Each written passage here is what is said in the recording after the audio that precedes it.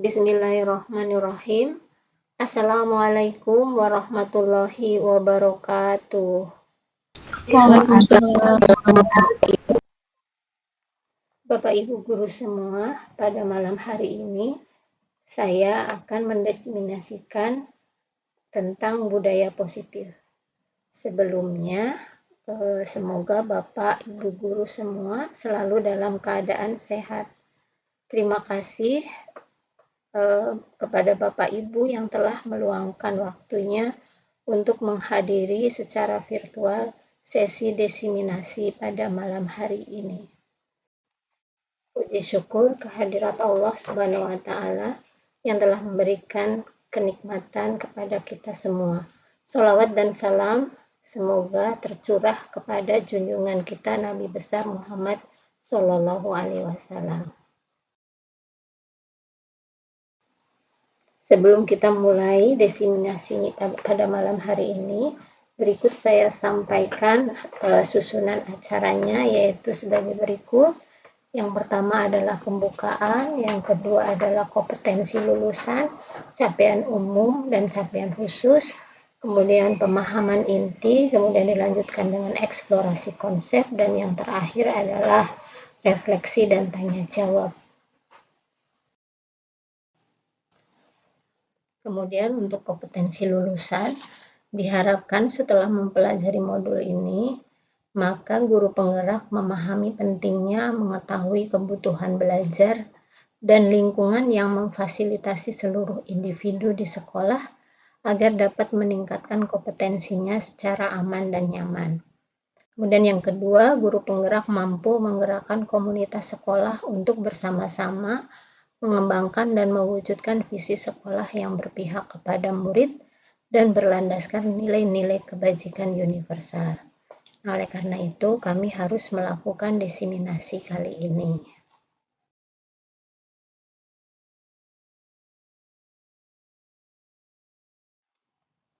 Kemudian capaian umum modul 1.4, yaitu yang pertama, memahami konsep pendidikan menurut Ki Hajar Dewantara yang dihubungkan dengan konsep budaya dan lingkungan positif di sekolah yang berpihak pada murid.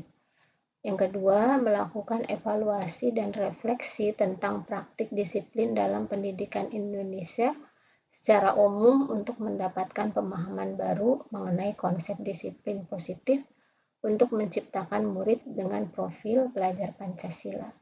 Yang ketiga, memahami peran sebagai guru untuk membangun budaya positif dengan menerapkan konsep disiplin positif dalam berinteraksi dengan murid. Nah, itulah capaian umumnya. Nah, ini adalah capaian khususnya. Ada 4, yaitu demonstrasi, kemudian refleksi, kemudian menerapkan strategi disiplin positif, dan menyusun langkah-langkah demonstrasi. Ya, Bapak Ibu, ini ada yang bergabung lagi. Ya, selamat datang Ibu Rina. Selamat bergabung. Baik Bapak Ibu, saya lanjutkan kembali materi kita. Ada pertanyaan pemantik. Ini bisa setuju atau tidak setuju Bapak Ibu. Yang pertama, hukuman itu dapat mendisiplinkan anak.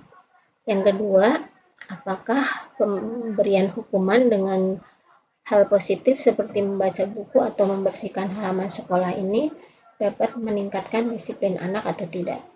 Kemudian yang ketiga, memberi penghargaan dapat meningkatkan motivasi belajar. Itu pertanyaan-pertanyaan yang bisa kita setujui atau tidak. Kemudian topik dalam diseminasi kali ini ada 6. Yang pertama adalah disiplin positif dan nilai-nilai kebajikan universal. Yang kedua, teori motivasi, hukuman dan penghargaan serta restitusi. Yang ketiga, yaitu keyakinan kelas. Keempat, kebutuhan dasar manusia dan dunia berkualitas. Yang kelima, 5 posisi kontrol. Dan yang keenam adalah segitiga restitusi. Baiklah, kita mulai dari pembahasan yang pertama, yaitu tentang disiplin positif. Ya, baiklah, kita mulai dengan perubahan paradigma. Maaf, ada yang masuk dulu. Ya, selamat datang Bu Tuti. Selamat bergabung. Ya, kita lanjutkan ya Bapak Ibu. Ya, ini ada sebuah paradigma, perubahan paradigma maksudnya. Kita bisa membuat kegiatan, ada 2 orang, di mana 1 orang itu menggenggam tangannya dengan memegang secari kertas yang sudah ditulisi sebuah kata-kata yang sangat berharga, ya. Nah, kata-kata itu tidak boleh diketahui oleh orang lain. Kemudian ada B, ya, seorang B ini ingin melihat tulisan yang ada di dalam genggaman tangan si A ini. Ya. Nah, kedua-duanya memiliki keinginan yang keras. Yang A ingin menyembunyikan atau menyimpannya dalam genggaman tangan, yang B ingin mengetahui isinya. Nah, si A ini memegang tulisan tersebut dengan segala usaha atau upaya, sementara yang B ini berusaha dengan cara merayu, kemudian dengan cara mengancam, kemudian bisa juga dengan menyuap, kemudian dengan sampai menghardik bahkan itu.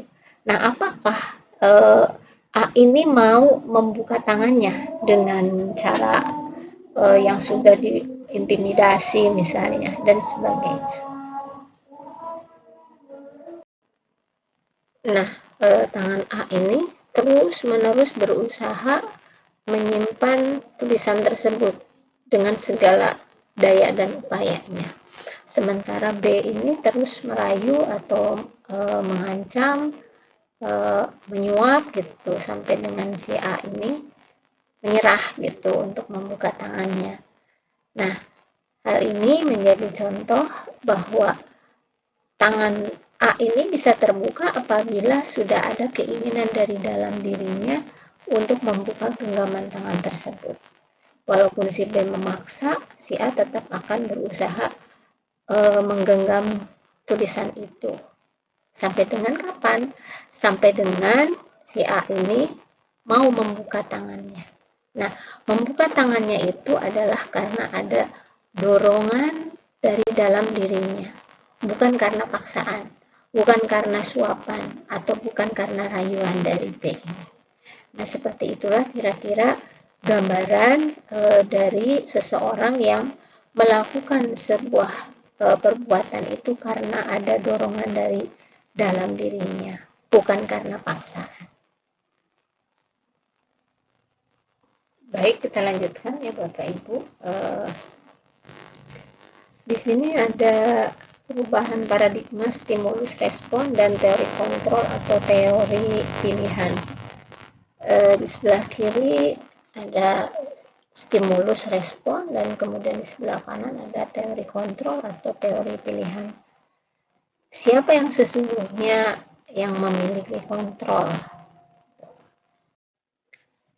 Ya, kita perhatikan sebelah kiri dulu tentang stimulus dan respon. Kita mencoba mengubah orang agar berpandangan sama dengan kita. Nah, itu biasanya ada di stimulus respon ya. Kemudian, perilaku buruk dilihat sebagai suatu kesalahan. Kemudian, orang lain bisa mengontrol saya. Saya bisa mengontrol orang lain. Kemudian, pemaksaan ada pada saat bujukan gagal. Nah, kemudian yang terakhir adalah model berpikir menang dan kalah. Itu yang biasanya terjadi pada stimulus respon. Kemudian pada teori kontrol atau teori pilihan, kita berusaha memahami pandangan orang lain tentang dunia. Jadi orang lain itu punya pandangan lain terhadap dunia, bukan sama dengan kita. Kemudian semua perilaku memiliki tujuan. hanya Anda atau hanya kita yang bisa mengontrol diri kita atau diri Anda. Jadi hanya dirinya sendiri yang bisa mengontrol. Kemudian Anda tidak bisa mengontrol orang lain. Kolaborasi dan konsensus menciptakan pilihan-pilihan baru. Dan yang terakhir adalah model berpikir menang-menang.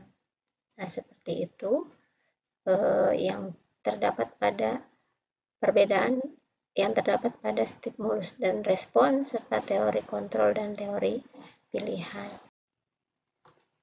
Selanjutnya lebih lanjut dengan disiplin positif tentang teori kontrol atau teori pilihan menurut Dr. William Glasser. Anda tidak bisa mengontrol orang lain, hanya Anda yang bisa mengontrol diri sendiri. Nah, ini makna disiplinnya adalah belajar kontrol diri dengan menggali potensi diri kita agar tercapai tujuan mulia.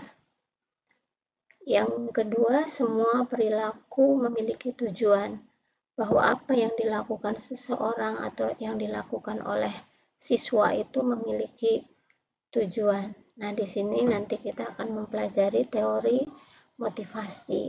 Ada 3 teori motivasi ya, nanti kita pelajari. Ada motivasi eksternal atau ekstrinsik dan ada motivasi intrinsik atau motivasi dari dalam. Nah, nanti dari teori motivasi ini menghasilkan nilai-nilai kebajikan yang tertanam dalam seseorang, dalam diri seseorang. Kemudian yang ketiga, model berpikir menang-menang, dan yang keempat adalah kolaborasi dan konsensus akan menciptakan 5 posisi kontrol dalam diri manusia ya. Nah, kemudian yang keempat yaitu realitas atau kebutuhan kita itu atau kebutuhan seseorang itu berbeda dengan orang lain. Kita berusaha memahami pandangan orang lain tentang dunia, dan setiap orang memiliki pemahaman yang berbeda-beda. Nah, di sini nanti kita akan belajar tentang 5 kebutuhan manusia.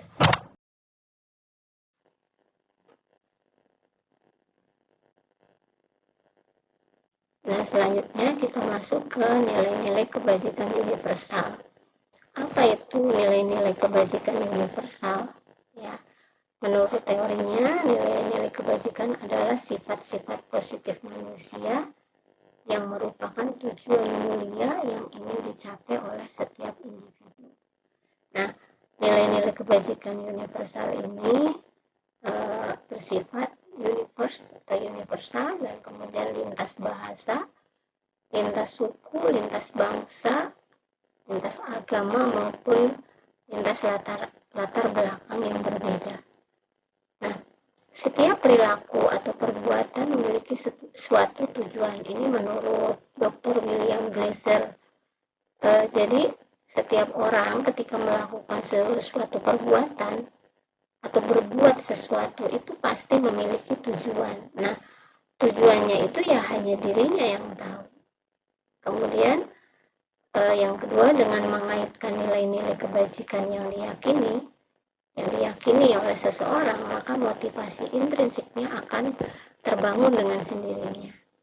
Nah, sehingga akan menggerakkan motivasi yang berasal dari dalam dirinya untuk mencapai tujuan yang mulia.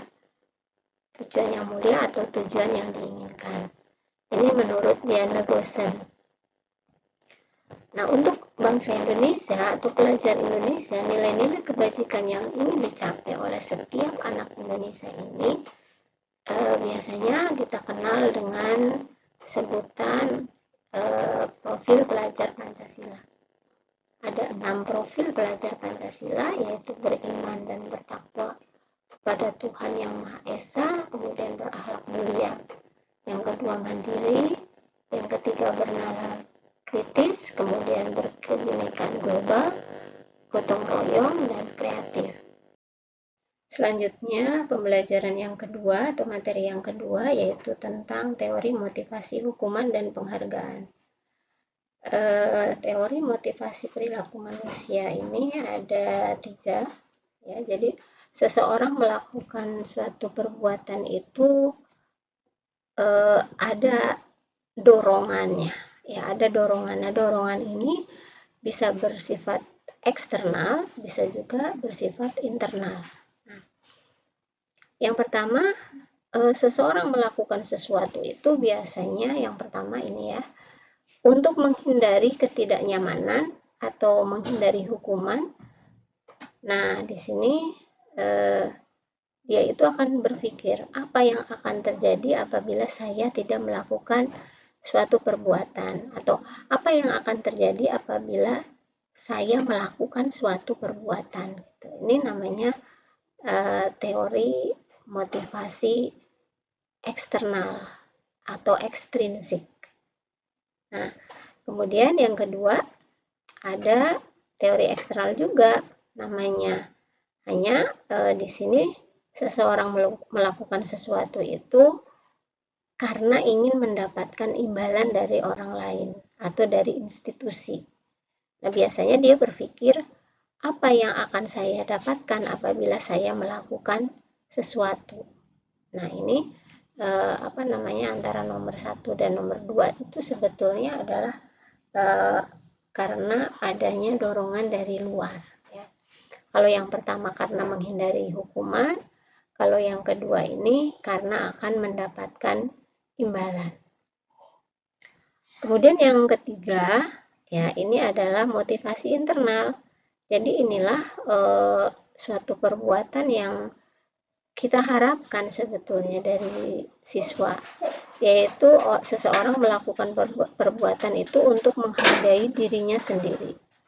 Nah, di sini biasanya orang memiliki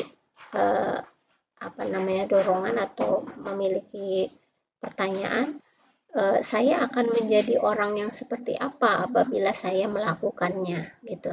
Jadi di sini ada penghargaan terhadap dirinya sendiri, bukan untuk orang lain. Jadi perbuatan itu akan kembali kepada dirinya. Inilah yang disebut dengan teori motivasi perilaku manusia. Jadi ada 3. Yang pertama karena takut akan hukuman, yang kedua karena ingin mendapatkan imbalan, dan yang ketiga adalah karena menghargai dirinya sendiri ya, yaitu penghargaan yang berasal atau dorongan yang berasal dari dalam dirinya. Nah, bagaimana caranya agar siswa-siswa kita itu melakukan suatu perbuatan itu karena ingin menghargai diri sendiri, bukan karena takut akan hukuman, bukan karena adanya menginginkan imbalan dari gurunya atau dari sekolah ya, seperti itu. Mungkin ini akan bertahap ya, jadi tidak tiba-tiba gitu anak memiliki keinginan dari dalam dirinya, tapi harus kita dorong atau harus kita bangkitkan keinginan itu.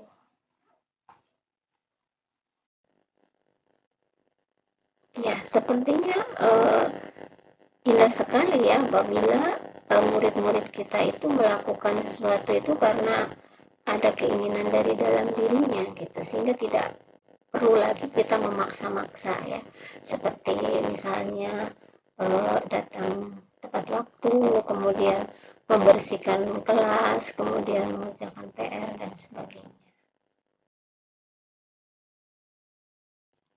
Nah, kemudian ini ada teori dari Ki Hajar Dewantara tentang merdeka. Menurut beliau bahwa merdeka itu artinya tidak hanya terlepas dari perintah, ya, akan tetapi juga cakap buat memerintah diri sendiri. Nah, memerintah diri sendiri itu kan artinya ada motivasi dari dalam dirinya.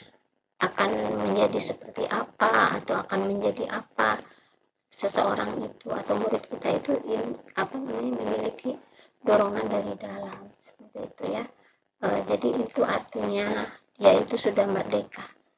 Merdeka tidak diperintah-perintah lagi gitu, tapi justru bisa memerintahkan diri sendiri. Nah, ini menurut Ki Hajar Dewantara. Selanjutnya ada teori penghargaan. Ya, jadi penghargaan ini ternyata tidak selalu memberikan motivasi dari luar ya. Ternyata penghargaan itu malah bisa menghambat kualitas, juga kreativitas, serta menurunkan motivasi dari dalam. Gitu. Jadi yang bagus itu kan motivasi dari dalamnya, ketika diberikan penghargaan ternyata malah menurun kualitasnya. Baik, nih ada yang mau masuk lagi. Oh, Bu Haja Lilis tadi terlempar ya, jadi sekarang masuk lagi. Mangga Bu Haji. Baik Bapak Ibu, kita lanjutkan tentang teori penghargaan ya. Jadi ternyata penghargaan itu akan menghambat atau menurunkan kualitas, kemudian menurunkan kreativitas, dan menurunkan motivasi dari dalam atau intrinsik. Nah, jadi sebaiknya penghargaan itu tidak dalam bentuk materi. Cukup penghargaannya itu adalah berupa nilai gitu, menjadi ranking 1 gitu. Itu sudah termasuk penghargaan. Ya, jadi bukan berupa barang atau bukan berupa materi. Seperti itu ya Bapak Ibu. Ya, jadi begini Bapak Ibu ya, ternyata penghargaan berupa materi itu tidak bisa memberikan dampak yang signifikan, malah justru bisa menurunkan kreativitas dan kualitas. Misalnya di dalam satu kelas ada yang mendapatkan ranking gitu ya. Nah, sebagai wali kelas misalnya saya memberikan penghargaan berupa benda atau berupa materi, itu akan yang lain yang tidak mendapatkan penghargaan itu akan malas atau akan turun kreativitasnya, jadi tidak mau lagi berprestasi. Karena apa? Karena selama ini dia sudah berprestasi tapi ternyata tidak dihargai. Jadi cukup penghargaannya itu adalah berupa apa namanya, peringkatnya itu gitu, peringkat itu sudah termasuk penghargaan gitu. Jadi biarkan mereka itu berkompetisi secara berkompetisi secara sportif gitu. Nah, kemudian di sini ada bentuk program kebajikan apresiasi. Nah, dalam memberikan apresiasi kepada siswa itu ada beberapa hal yang perlu diingat, bahwa yang pertama, memberi pengakuan itu secara khusus. Jadi disebutkan secara khusus misalnya. Kemudian memberikan pengakuan secara pribadi, misalnya dengan cara dipanggil dan kemudian diberikan pengakuan bahwa dia itu telah berbuat sesuatu yang baik. Kemudian bisa juga dengan memberi pengakuan itu kepada semua murid secara bergantian. Jadi tidak hanya kepada satu orang saja. Kemudian beri pengakuan secara konsisten. Ketika dia berbuat baik, berikan pengakuan. Terus kemudian berikan pengakuan lagi dan seterusnya. Kemudian fokus kepada prosesnya, bahwa dia itu sedang berproses menuju sesuatu yang baik. Jadi jangan diabaikan bahwa setiap peserta didik kita itu sedang berproses menuju sesuatu yang baik. Nah, Bapak Ibu, ini ada contoh pengakuan atau apresiasi tentang kebajikan. Misalnya diungkapkan kepada siswa ya, ini ada sintaknya ternyata. Ada pembukaan, ada nilai kebajikan yang diungkapkan, kemudian pada situasi seperti apa. Contoh yang pertama, misalnya di sini, kemarin saya perhatikan rasa empatimu besar sekali pada saat menolong murid baru di kelas kita. Nah, itu salah satu bentuk apresiasi kepada siswa kita yang telah melakukan pertolongan kepada temannya. Kemudian ada contoh lagi yang kedua, saya menghargai kepedulianmu pada saat kamu membantu teman-temanmu di tugas kelompok. Nah, jadi ini juga termasuk bentuk pengakuan bahwa murid kita atau peserta didik kita itu telah melakukan suatu kebajikan, yaitu tentang peduli. Nah, contoh yang ketiga, terima kasih untuk tanggung jawabmu pada saat kamu memungut kertas-kertas yang berserakan di lantai. Nah, ini juga termasuk bentuk pengakuan atau apresiasi terhadap kebajikan yang sudah dilakukan oleh murid kita. Ya, jadi ternyata ada sintaknya, yaitu pembukaan, nilai kebajikan yang kita apresiasi, dan kemudian pada situasi seperti apa. Nah, itulah Bapak Ibu ya, contoh dari kalimat pengakuan atau apresiasi terhadap kebajikan yang dilakukan oleh murid kita. Kemudian Bapak Ibu, di sini ada tugas membedakan antara hukuman dan konsekuensi. Jadi di sebelah kiri ada tindakan yang dilakukan oleh guru, dan kemudian kita bisa mengkategorikan apakah ini sebagai hukuman atau sebagai konsekuensi. Misalnya, mencatat 100 kali di dalam buku kalimat "saya tidak akan terlambat lagi" ketika siswa terlambat ke sekolah. Nah, ini apa Bapak Ibu ya kira-kira? Hukuman atau konsekuensi? Ya. Kemudian lari mengelilingi lapangan basket 2 kali karena terlambat hadir di sekolah. Kemudian murid diminta untuk push up 15 kali karena tidak menggunakan masker ke sekolah. Selanjutnya ada menggantikan kertas tugas teman yang telah dicoret-coret ya. Ini konsekuensi atau hukuman. Kemudian selanjutnya membersihkan tumpahan air di meja tulis karena tersenggol pada saat belajar. Kemudian ada murid disuruh untuk tidak mengenakan sepatu seharian di sekolah karena tidak mengenakan sepatu warna hitam. Kemudian lari mengelilingi lapangan basket 2 kali karena terlambat 10 menit untuk pelajaran PCOK. Nah, ini termasuk hukuman atau konsekuensi ya. Coba kita lihat hasilnya ya nanti. Ini termasuk hukuman atau konsekuensi.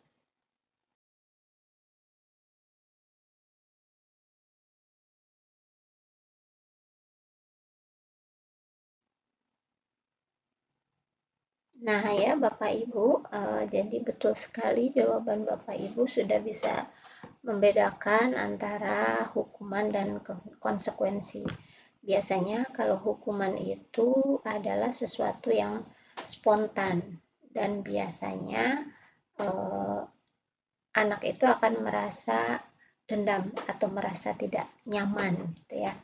Tapi kalau konsekuensi itu sudah ada perjanjian sebelumnya atau sudah ada peraturannya. Misalnya kalau kamu datang terlambat ke lapangan, ibu hukum misalnya dengan ibu suruh untuk mengelilingi lapangan basket 2 kali gitu.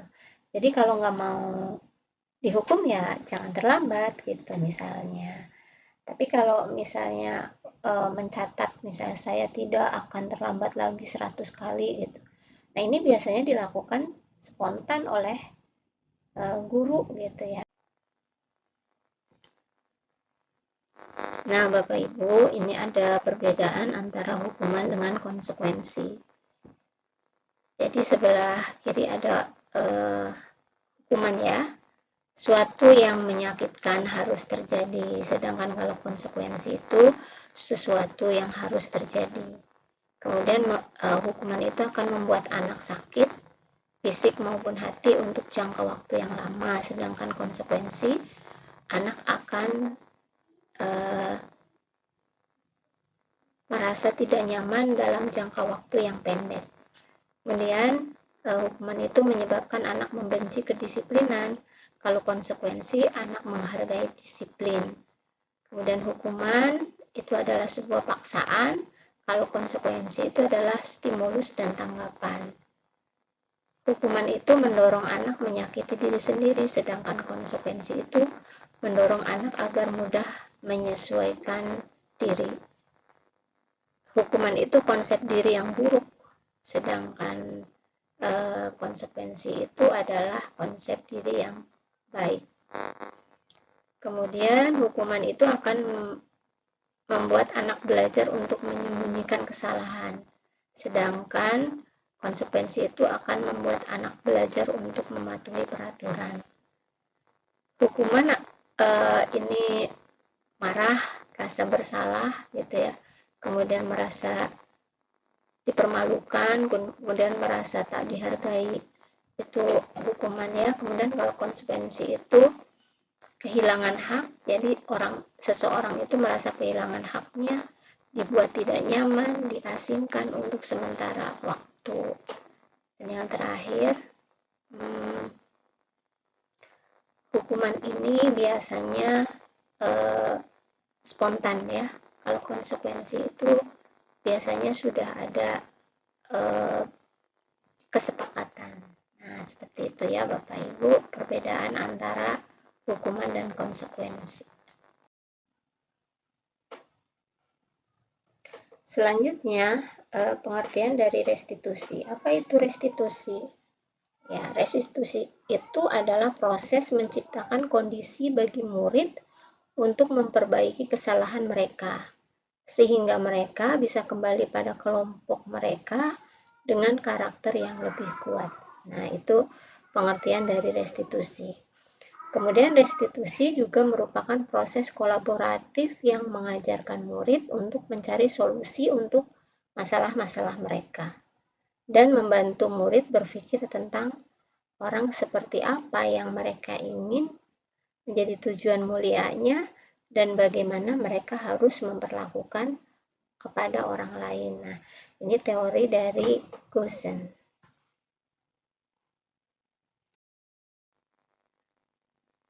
Nah, kemudian selanjutnya ini ada identitas gagal dengan identitas sukses ya.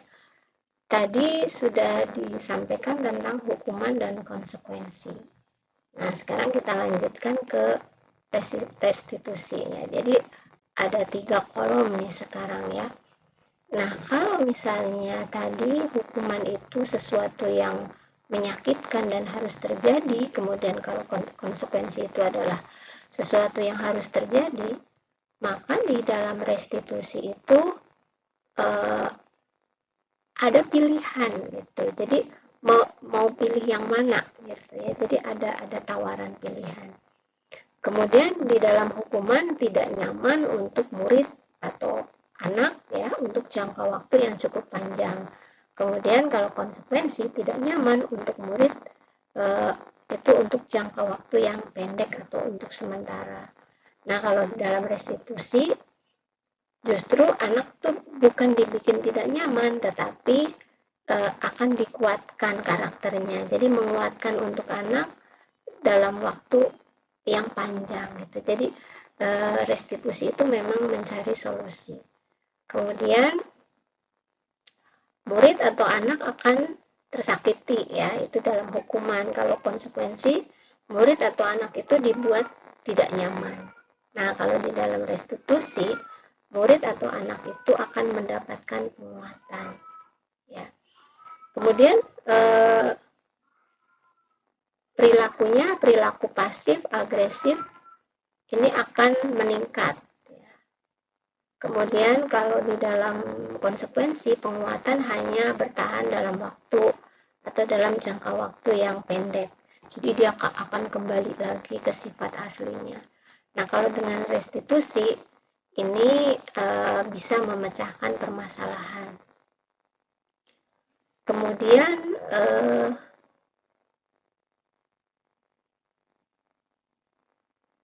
berlaku hanya pada sebuah institusi, ya. Jadi kalau hukuman itu berlaku pada sebuah institusi, tidak berlanjut pada kehidupan nyata.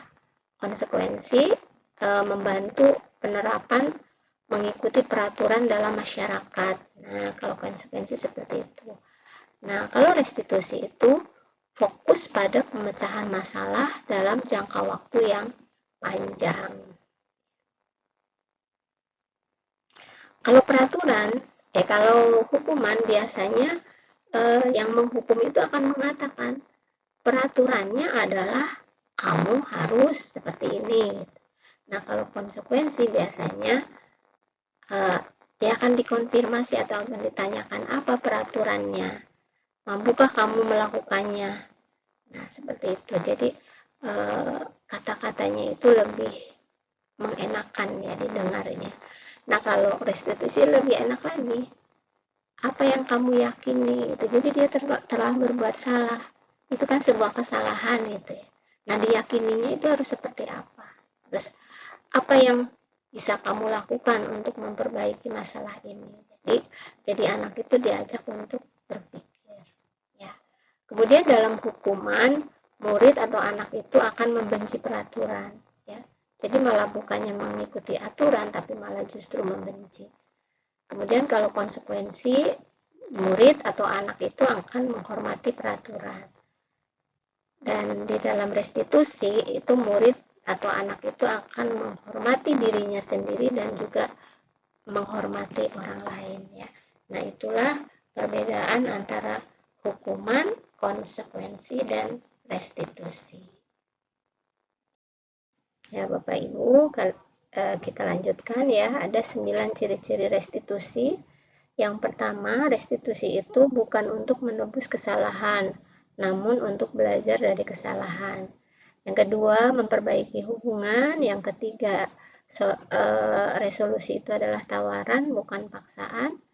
Kemudian yang keempat, restitusi itu menuntun untuk melihat ke dalam dirinya.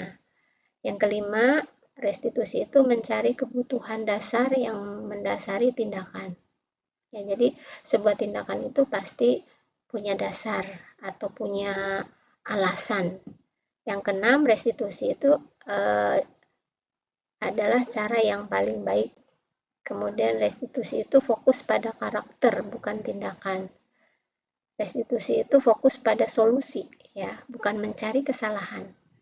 Dan yang kesembilan, restitusi itu adalah mengembalikan murid yang berbuat salah pada kelompoknya. Jadi siswa itu nanti akan kembali kepada temannya atau kembali kepada kelompoknya dengan karakter yang lebih kuat ya. Itu adalah ciri-ciri dari restitusi. Nah, Bapak Ibu semua, kita sudah melakukan belum ya restitusi? Nah, kalau belum, nanti kita ada contoh praktiknya di bagian akhir ya dari materi kita malam hari ini.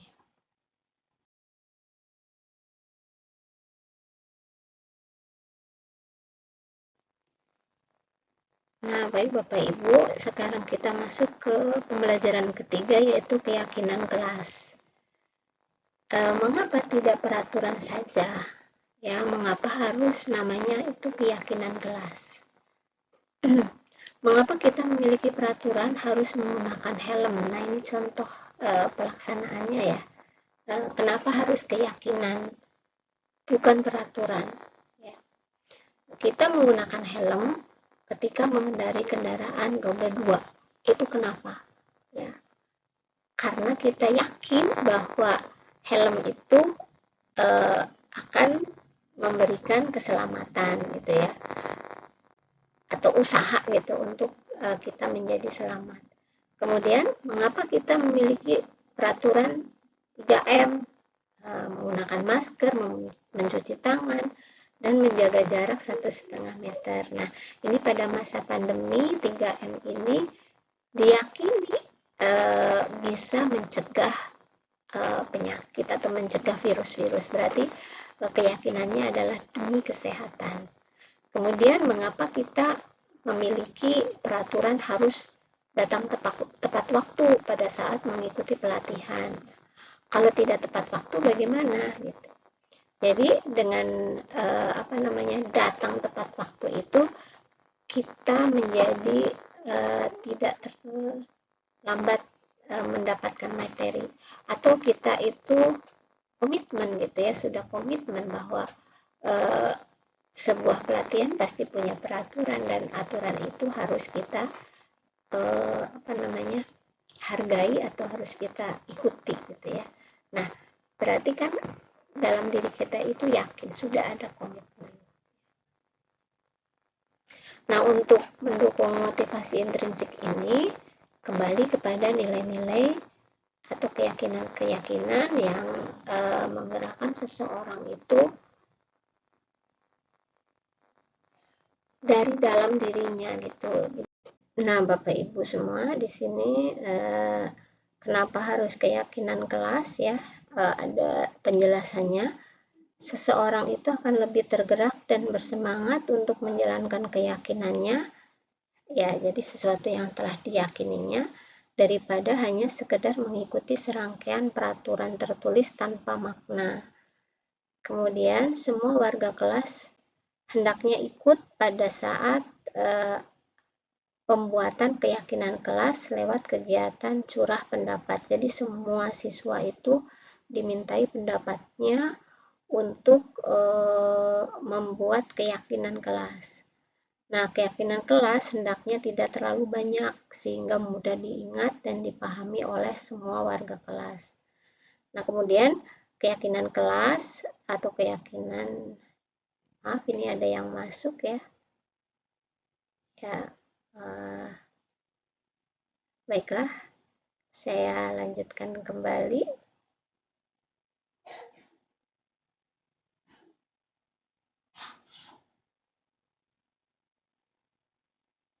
Ya, baik, saya lanjutkan kembali ya. Keyakinan kelas itu bisa diletakkan di dinding kelas di tempat yang mudah diingat. Ya, ini kemudian yang terakhir ya, bahwa keyakinan kelas itu dapat ditinjau dari waktu ke waktu. Jadi peraturan kelas itu diturunkan menjadi keyakinan kelas, atau bukan diturunkan tapi dibuat menjadi keyakinan kelas sehingga siswa itu melakukan sesuatu itu karena keyakinannya gitu. Nah, ini harus dibuat secara bersama-sama, bukan oleh wali kelas atau bukan oleh kepala sekolah atau oleh wakasek gitu ya. Jadi dibuatnya oleh siswa gitu itu kalau keyakinan kelas ya. Nah, seperti itu.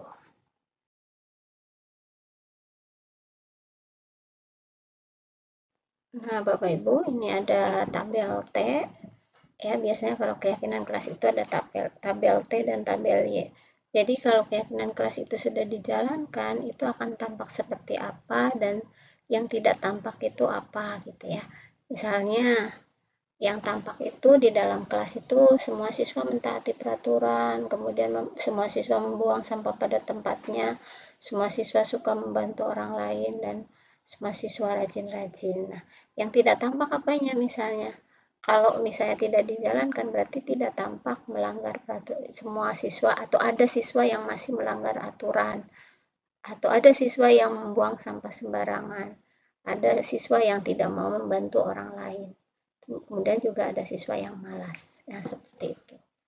Kemudian ini tabel Y. Ya.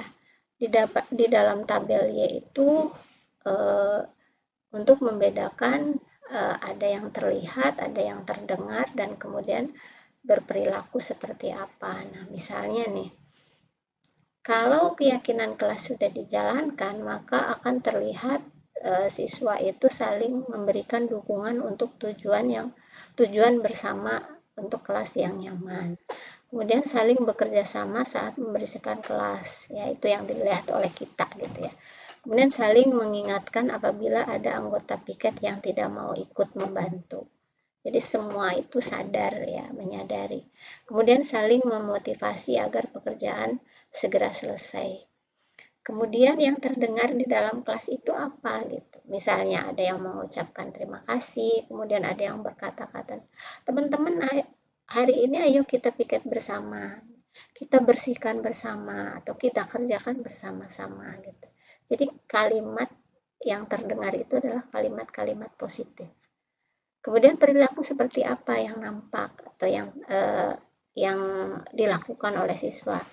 Misalnya pembagian tugas dengan anggota kelompok piket ya, itu dipatuhi. Kemudian semua siswa yang piket bersama-sama.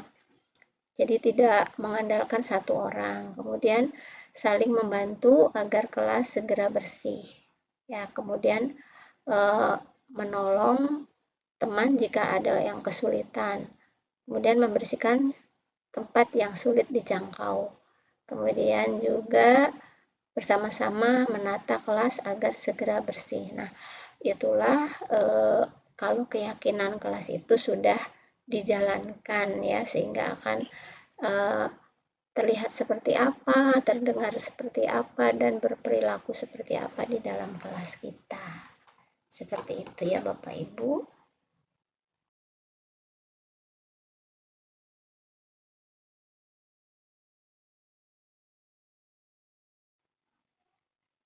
Nah, Bapak Ibu, ini ada contoh kita coba membuat keyakinan kelas. Ya. Nah, di sini ada keyakinan kelas itu biasanya diturunkan dari atau dibuat dari peraturan kelas yang sudah ada ya. Nah, peraturan kelasnya itu ada di sebelah kiri ya, dan keyakinan kelas di sebelah kanan. Nah, itu contoh penerapannya ya, peraturan kelas menjadi keyakinan kelas. Misalnya, selalu kembalikan buku ke tempatnya, ini berarti tanggung jawab. Kemudian, dilarang menggunakan narkoba misalnya, karena demi kesehatan. Ya, kemudian gunakan masker, itu juga demi kesehatan dan keselamatan. Nah, ini keyakinan kelas itu apabila diyakini oleh siswa, maka peraturan atau peraturan kelas itu pasti akan dipatuhi oleh siswa. Karena apa? Karena sudah mengetahui keyakinan kelasnya gitu, keyakinannya gitu ya. Nah, jadi keyakinan kelas itu adalah keyakinan yang dibuat secara bersama-sama antara guru dengan siswa atau guru dengan semua siswa, dan kita patuhi bersama-sama gitu. Jadi kalau keyakinan kelasnya itu sudah ditemukan, maka kita akan lebih mudah untuk memberikan pengertian kepada siswa-siswa kita tentang peraturan yang harus dipatuhi gitu. Jadi ditumbuhkan dulu keyakinannya gitu ya, sehingga jadilah keyakinan kelas yang diyakini secara bersama-sama oleh semua siswa. Nah, seperti itu ya Bapak Ibu. Nah, baik Bapak Ibu, kita masuk ke kebutuhan dasar manusia. Ya, manusia itu memiliki kebutuhan dasarnya itu ada 5 ya, yaitu kebutuhan yang pertama adalah kebutuhan bertahan hidup.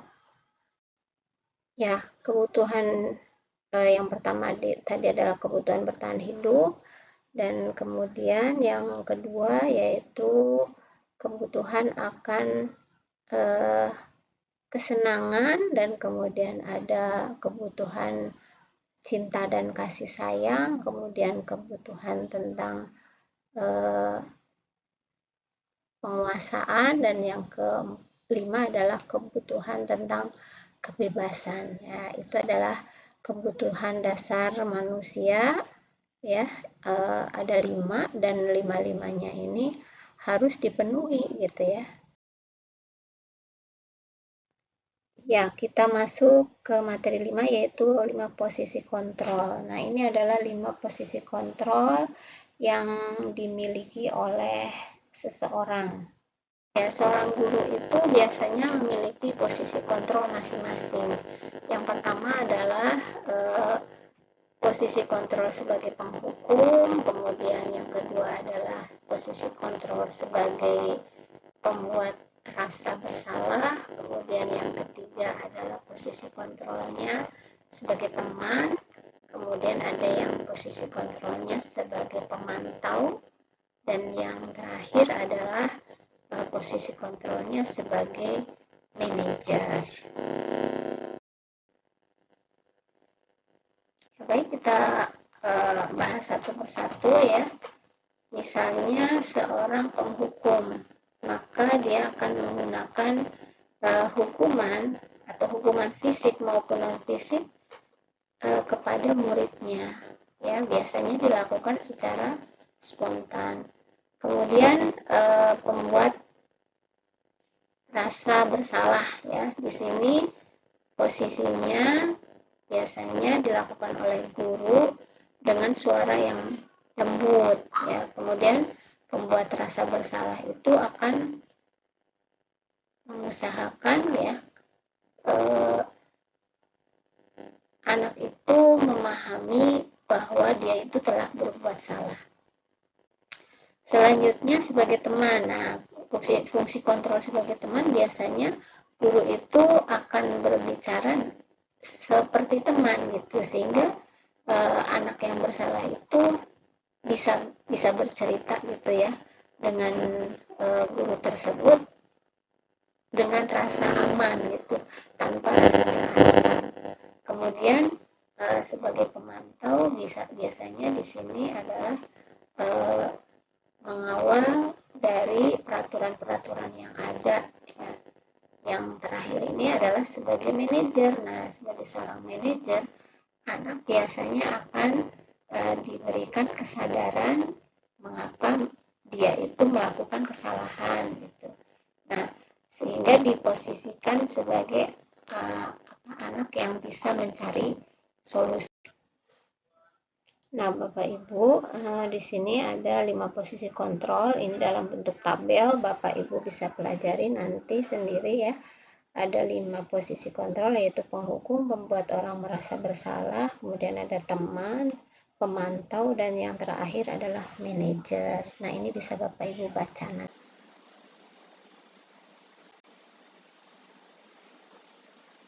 Ya, kemudian materi yang terakhir adalah segitiga restitusi. Apa yang dimaksud dengan segitiga restitusi? Nah, kita ada gambar seperti ini ya. Ini adalah segitiga restitusi. Di sini adalah langkah-langkah untuk menyelesaikan permasalahan yang sering kita hadapi terhadap siswa. Segitiga ini di masing-masing sisinya ada keterangan. Yang pertama misalnya yang paling bawah itu menstabilkan identitas. Dalam menangani permasalahan, kita terlebih dahulu menstabilkan identitas dari murid kita. Misalnya dengan pertanyaan atau dengan perkataan kepada siswa tersebut, misalnya dengan kata-kata yang netral atau datar gitu. Dikatakan kepada siswa begini misalnya, setiap orang pasti pernah melakukan kesalahan gitu. Atau bisa juga kamu bukan satu-satunya yang pernah melakukan kesalahan.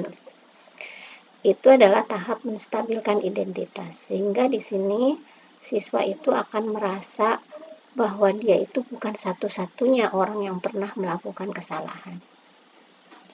Selanjutnya langkah yang kedua adalah validasi kebutuhan. Di sini pada saat kita memvalidasi kebutuhan siswa, kita bisa mengatakan misalnya, kamu tentu punya alasan mengapa kamu melakukan hal tersebut. Bisa juga dengan kata atau kalimat atau pertanyaan, adakah cara lain yang efektif untuk mendapatkan apa yang kamu butuhkan? Nah, misalnya ada seseorang yang melakukan kesalahan. Nah, di sini adalah namanya tahap memvalidasi kebutuhan siswa. Kemudian langkah yang ketiga yaitu menanyakan keyakinan.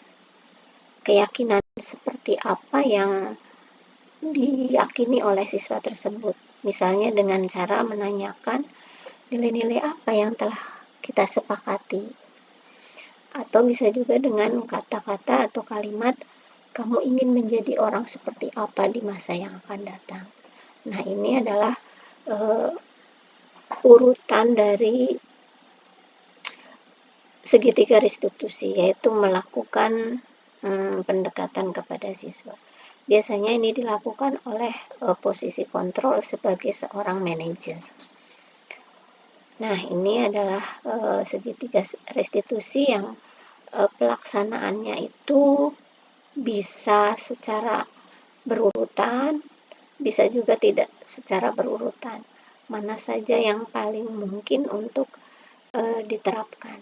Tapi ketiga-tiganya harus dilaksanakan seperti itu. Nah, selanjutnya kita nanti akan melihat contoh pelaksanaan dari segitiga restitusi. Nah, Bapak Ibu, mari kita lihat ya contoh praktik segitiga restitusi yang saya terapkan pada siswa ya. Jadi saya mempraktikkannya pada siswa. Sebentar ya Bapak Ibu ya.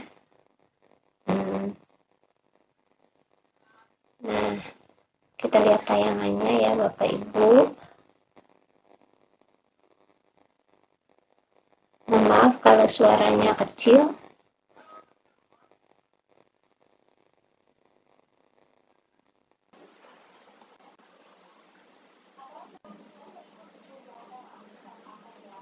Nah, ini adalah praktek segitiga restitusi.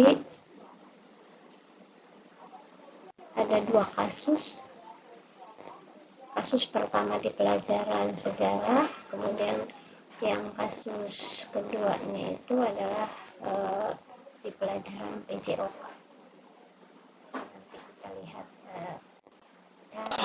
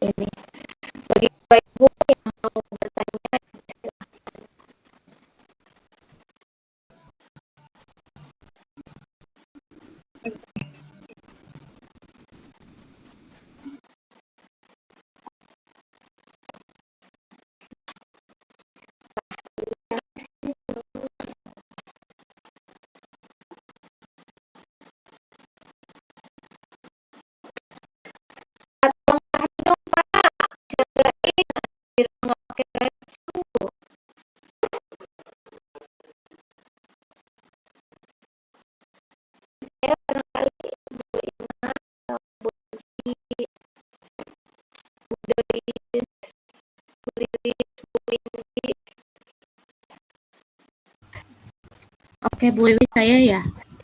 Ya, boleh menggabung.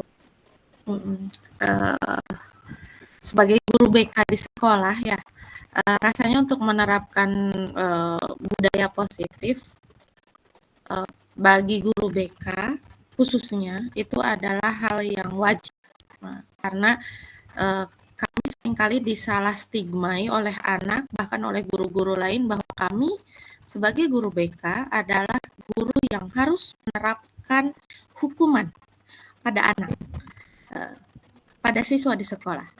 Padahal kenyataannya kami sebagai guru BK adalah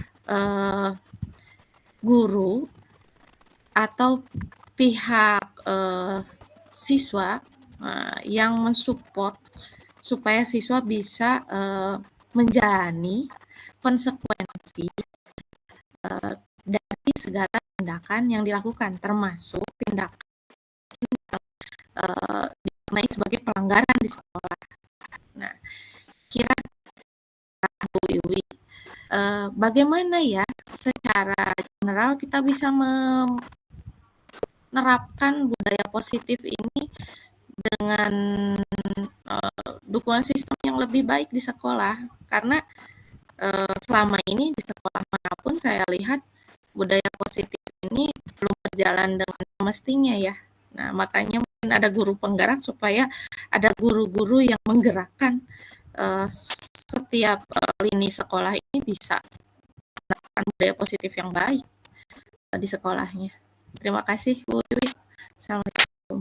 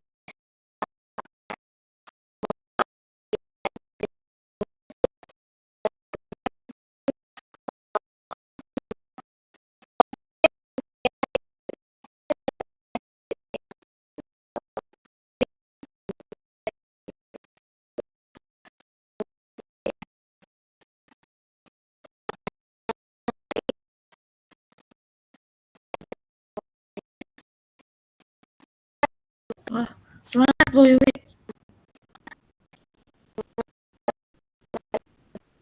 betul. Kalau saya mengingatkan, ternyata setelah dicek, ini tuh teorinya konseling realitas Bu Wiwi. Jadi konseling realitas ini mengajak anak untuk di dunia nyata gitu ya, supaya dia sadar bisa menerima konsekuensi yang dihadapi dari tindakan-tindakan yang dilakukan. Ya, jadi saya tadi sempat bingung gitu, Bu Wiwi, ini teori kebutuhan yang mana ya? Karena teori kebutuhan yang biasa kita pakai dari Maslow gitu. Nah, ternyata ini tuh ya William Glasser tentang terapi realitas. Nah, itu kalau psikologis. Iya.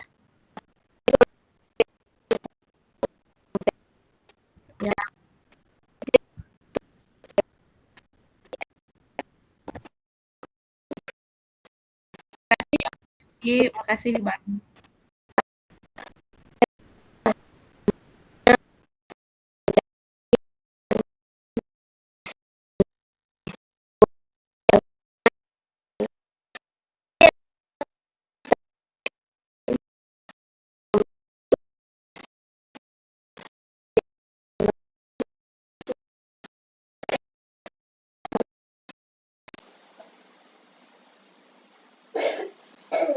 Nah, Bapak Ibu, yang terakhir sebelum kita mengakhiri sesi diskusi dan diseminasi hari ini, marilah kita berefleksi. Yang pertama, hal baru apa yang mengubah paradigma saya, paradigma kita yang kita lakukan hari ini. Kemudian, peran